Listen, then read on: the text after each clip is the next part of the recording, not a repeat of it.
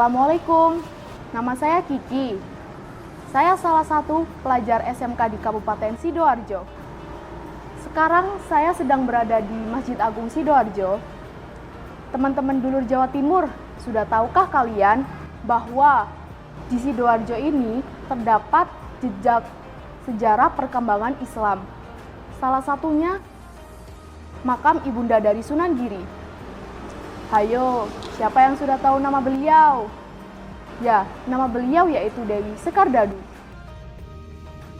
Nah, teman-teman dulur Jawa Timur, saya ingin mengajak Anda ke sana. Kenapa?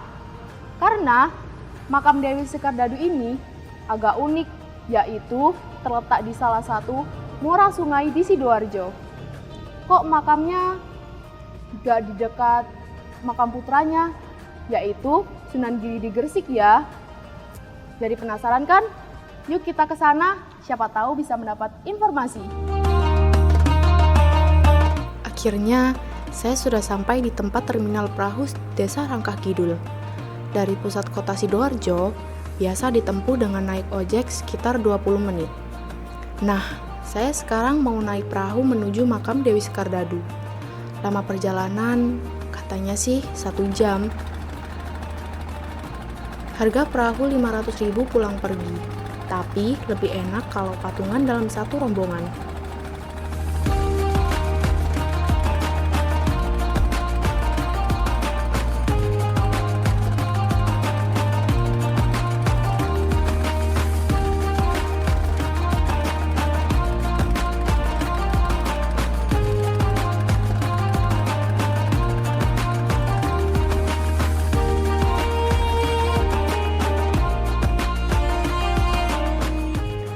Alhamdulillah. Nah, teman dulur Jawa Timur, saya sudah sampai di makam Dewi Sekardadu, tepatnya di Muara Desa Kepetingan, Sidoarjo. Saya mau kirim doa dulu ya.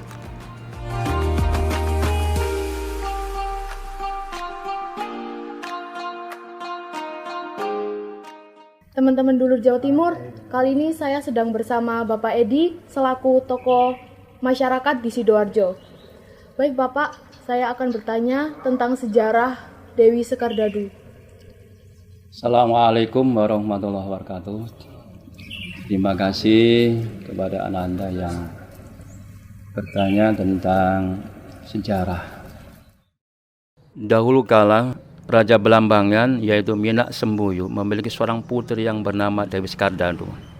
Dewi Sekardadu itu terserang penyakit sangat berat, segala daya dan upaya telah dicoba, tapi terkenal sudah didatangkan, tapi berakhir sia-sia.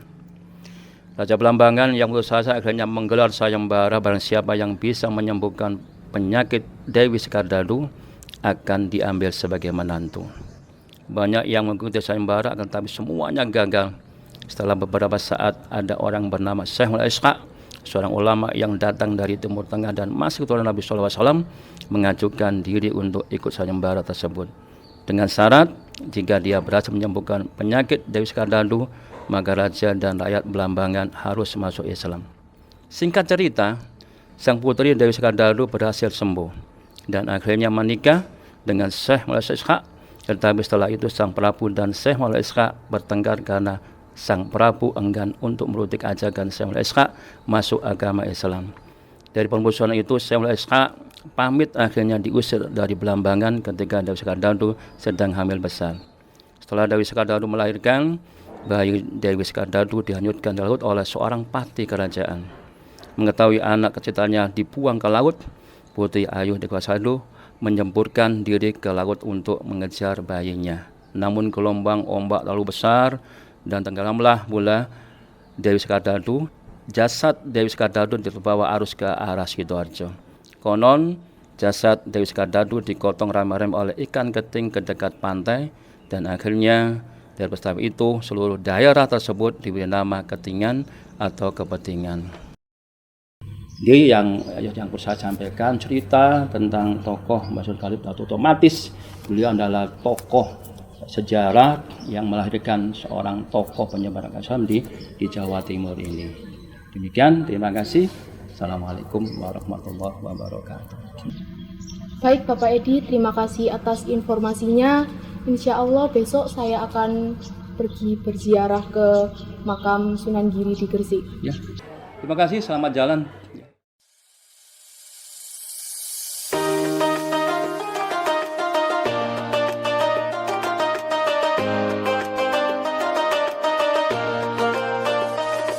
Nah, teman-teman dulur Jawa Timur, saya sekarang berada di Desa Giri, Kabupaten Gresik. Saya mau berziarah ke makam Sunan Giri.